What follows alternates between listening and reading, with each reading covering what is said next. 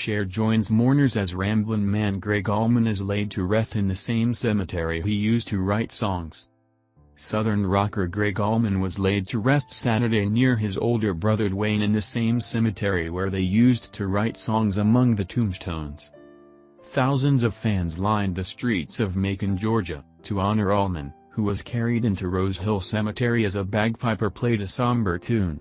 Mourners, including Allman's ex-wife Cher, wearing a long black flurry skirt and a white blouse, filed past white columns into the peach-colored building as 5 black stretch limousines waited outside for the short trip to the cemetery. Many shared memories of concerts, and some blared the band's songs from their cars and trucks. One carried a sign saying "You made our soul shine. We'll miss you, brother Greg. I wouldn't have missed this if I lived in China," said Kelly Jo Hickman, who drove in from Murphy, North Carolina. She said her mom, Dixie, introduced her to the band in the 1970s, and she's listened to their music ever since. The funeral service was private, with room for only about 100 people inside the small chapel.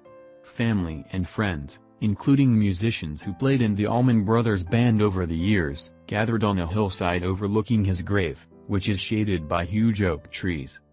Some slipped in through a back entrance. Former U.S. President Jimmy Carter had said he would attend, honoring the keyboardist who drew large crowds to campaign events during his 1976 presidential race.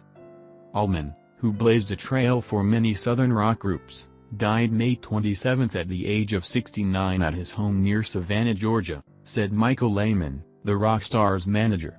He blamed liver cancer. With Greg at the organ and Duane playing guitar, the band began its rise to fame in the central Georgia city 90 miles south of Atlanta about 5 decades ago. They used to write songs while hanging out in the cemetery, Alan Paul wrote in One Way Out, the inside history of the Allman Brothers Band.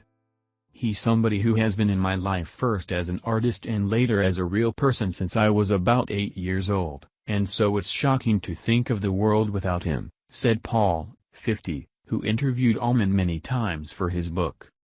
Born in Nashville, Tennessee, Allman was raised in Florida by a single mother.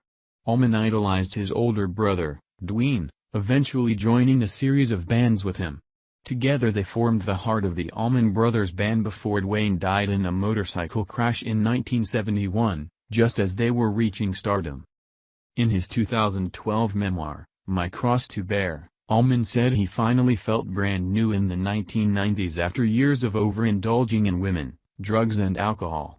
But hepatitis C had ruined his liver, and after getting a transplant, it was music that helped him recover. Allman felt that being on the road playing music for his fans was essential medicine for his soul, according to a statement from the Big House, the Macon museum dedicated to the band. Lehman said he spoke with Allman the night before he died.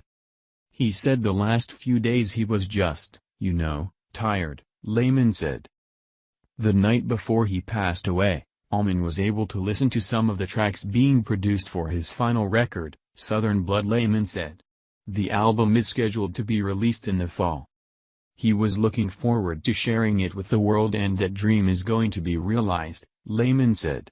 I told him that his legacy is going to be protected, and the gift that he gave to the music world will continue to live on forever.